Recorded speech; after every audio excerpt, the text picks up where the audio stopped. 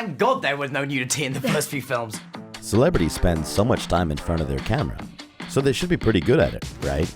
Well, only sometimes. From promoting movies at various award shows to being on talk shows like Conan and Jimmy Fallon, celebrities usually seem to be able to roll just about anything. Sometimes, however, even the biggest stars in the world just can't deal with what they're being asked. Doesn't make any sense at all. Or go off the rails for a second, creating some incredibly awkward moments. On the good foot! Ha! Let's dive into the 12 most awkward interview moments. What about me is unconventional? Just exactly, tell me. Daniel Radcliffe, who grew up with many of his fans throughout the Harry Potter series, Hi, Harry. is a sex symbol?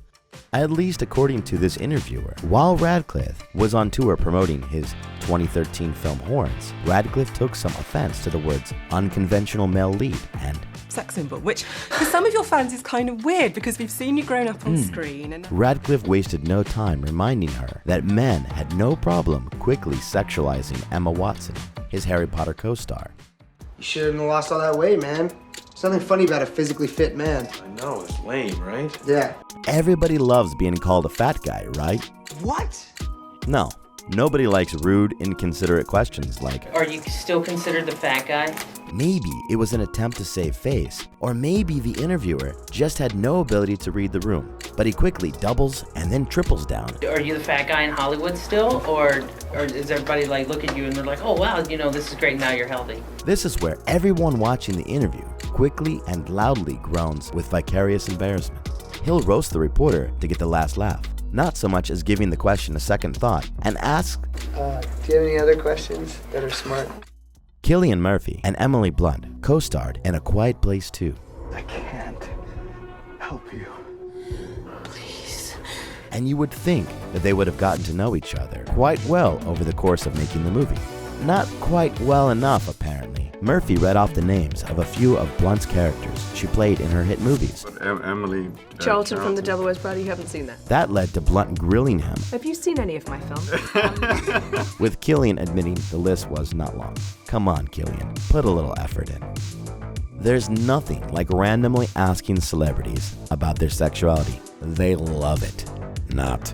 Well, think Tom Hardy answered this question perfectly. Are you asking me about my sexuality? Sure. Why? Give celebrities their space. You don't ask random strangers about their sex life, so why would it be any less comfortable to ask random stars about theirs? Eyes, lungs, pancreas, so many snacks, so little time. Joaquin Phoenix is a creative through and through, and people who are that creative tend to be a little bit eccentric. In this interview at the Golden Globes, Phoenix has no time for the press. I didn't know that I was coming up here just now. A group of reporters grill him about the Joker, and Phoenix quickly becomes annoyed. Isn't this old news? Didn't I feel like I've talked about this for 6 months. And he opted to try being more of a question asker himself. I answered these questions. You wanted to get it? It's you want to hear a different version of it? What is it about male interviewers and their obsession with how women fit in their supersuits? Anne Hathaway was cast to play Catwoman in The Dark Knight Rises, the third installment in Christopher Nolan's incredibly successful Batman trilogy. The suit she wore, which was very on brand with the Catwoman from the comics, was skin tight and made of leather. The interviewer is instantly awkward. Hathaway doesn't like the odd focus of the interviewer on how tight the suit was and how much she must have had to work out to fit in it. Particular workout. Are you trying to lose weight? Well, What's the deal, man? You look great. She calls him out for not asking Christian Bale, who played Batman in the series, the same types of questions, saying that he had it much worse than her. The interviewer misses the hint and keeps needling her about the workout and diet regimen, leading Hathaway to ask, What do you want? Are you trying to fit into a cat suit? a second awkward supersuit question for a woman in a row? I mean, come on. While being interviewed about something to do with her character, Black Widow, the interviewer feels the need to ask whether Johansson can wear underwear under her tight supersuit. Since when did people start asking each other in interviews about their underwear? Johansson is having none of it, immediately telling the interviewer that it's not an important or appropriate question. Is it inappropriate? To ask somebody what kind of underpants they wear? Jennifer Lawrence herself an Oscar-winning actress, has been known to dial the awkward level up to 10 at times, as is well a part in this interview with Kim Kardashian. Acting as the host of a talk show, Lawrence asks Kardashian, So do you and Kanye like fart in front of each other, or do you talk about farts? Kim answers the only way she can. I don't fart. What are you talking about? You don't fart. The crowd loves it, and so the awkward situation averted, I guess. Again, stop asking massive celebrities about their personal life. While promoting her film Battleship, superstar singer Rihanna was asked about whether or not she was happy in her personal life.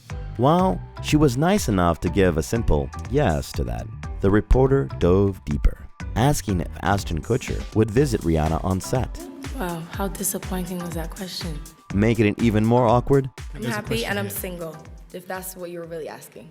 For a little context, at the time of this question, Lawrence was promoting the movie Mother, in which she played a representation of the Earth.